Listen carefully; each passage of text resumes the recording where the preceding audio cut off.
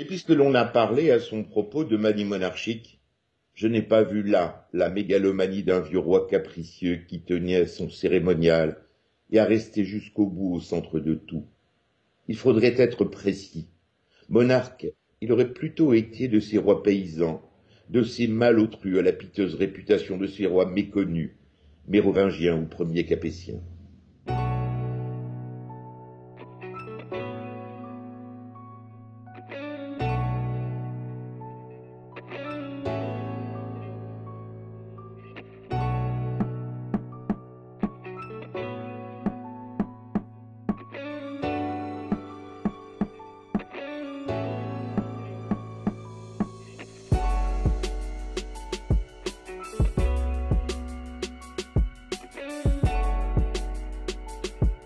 Le 31 décembre, il décide de ne plus se nourrir et de ne plus prendre de médicaments. Une décision de mort volontaire, il mourra quelques jours plus tard, avenue Frédéric Leplay. Je crois que ce qu'il redoutait, c'était l'atteinte au cerveau. Il avait été un bon président, il avait réussi à conduire de manière incroyable ce cancer pendant 14 ans, il avait réussi à aller jusqu'au terme de son mandat, on n'y croyait pas. Et je crois que là, disons, l'attaque à l'intégrité mentale, c'est ce qui lui faisait le plus peur. Et donc, il y a eu ce qu'on n'appelait pas encore alors une euthanasie.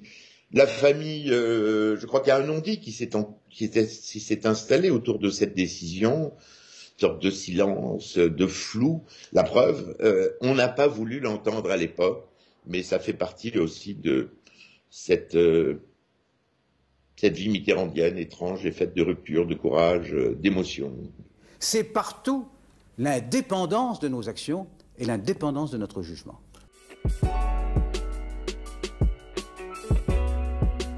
Mitterrand, à la fin de sa vie, dans les années que je raconte, a beaucoup souffert de l'hostilité des socialistes. Il a beaucoup souffert que Lionel Jospin, souvenez-vous, qui avait été candidat en 1995, ne prononce même pas son nom quand, à l'issue du premier tour, où il était arrivé largement en tête.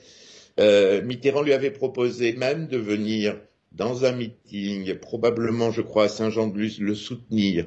Jospin avait refusé. Par ailleurs, on se rendait compte que dans ces moments-là, il était plutôt un républicain de gauche, un homme venu de la droite, un républicain de gauche dans la tradition de Clémenceau, qu'au fond un socialiste pur et dur dont il avait un peu artificiellement appris la langue. Il était chef d'une famille, au fond, qui ne l'aimait pas. Peut-être à part Ségolène Royal et François Hollande qui ont toujours eu de l'affection pour lui. Pour le reste, les jeunes socialistes ne pensaient qu'à foutre Mitterrand au trou, passer à la page suivante, oublier Mitterrand, c'était ça l'antienne.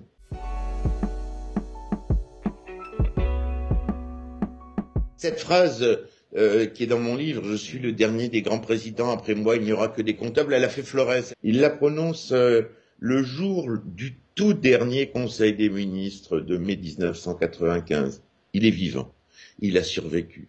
Il en a fini de 50 ans de vie politique. Et il va quitter l'Élysée quelques jours, et dans cette journée, on fait un peu le bilan, l'inventaire de sa vie. Vous voyez venir un monde. Une France beaucoup plus intégrée, donc ayant moins de pouvoir, et des comptables au pouvoir. Il n'a pas tout à fait tort aujourd'hui. Est-ce que les comptables comptent bien? C'est une autre question. Il y a là-dedans aussi l'idée qu'il se situe dans la tradition des grands présidents et toujours son match avec De Gaulle.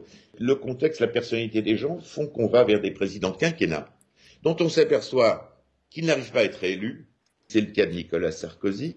Il n'arrive pas à se représenter, à se présenter. C'est le cas de François Hollande. Et on verra bien pour Emmanuel Macron. Donc il y a une vraie rupture de régime. On voit bien qu'il y a une instabilité politique, une insatisfaction. Et Emmanuel Macron, est-ce qu'il est un petit président ou est-ce qu'il va se révéler un grand président? C'est à suivre.